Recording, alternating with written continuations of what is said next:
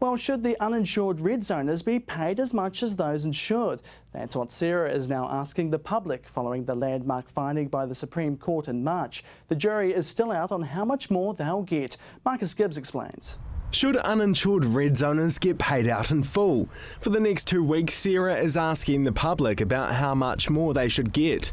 The Supreme Court ruled in March that a payout of half their 2007 values wasn't enough, and Sarah had to upgrade its offers. Out of the 132 vacant, commercial and uninsured flatland Redzone properties offered compensation by Sarah in 2012, 61 have refused.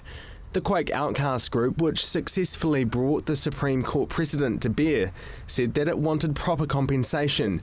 The court found insurance status alone wasn't an acceptable benchmark for the Crown's offer of 50% compensation. It said the Crown's red zoning policy and the well-being of property owners caused by the area's subsequent isolation meant higher compensation was warranted. Sarah now wants the public to consider if they should receive the same as insured red zoners, and underinsured properties also need to be considered. So CTV hit the streets to quiz locals what they think should happen to uninsured property and landowners seeking extra compensation. Yeah, it wasn't their fault the earthquakes happened, eh? It's just one of those things. They weren't insured though, should they still get paid? Hey, there's got to be a bit of humanity somewhere along the line, so yeah, they should. I think they should get paid out in full. Why is that? Well, they've been suffering, haven't they? And especially people in the eastern suburbs.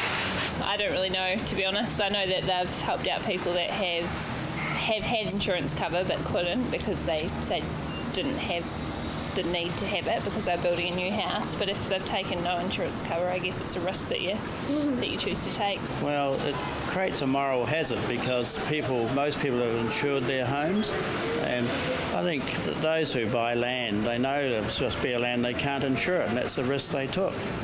So that's where I stand on the matter. I think they still should have their payouts, yes, definitely.